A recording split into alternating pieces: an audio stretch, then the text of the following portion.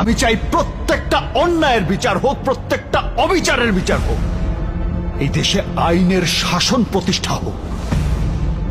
আর একটা কথা,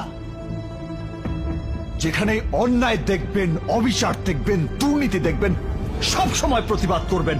কারণ মনে রাখবেন, আমি একা স্বাধীন নই, স্বাধীন আপনি, স্বাধীন আপনি, স্বাধীন আপনি। এটা একটা স্বাধীন দেশ, আমরা সবাই স্বাধীন।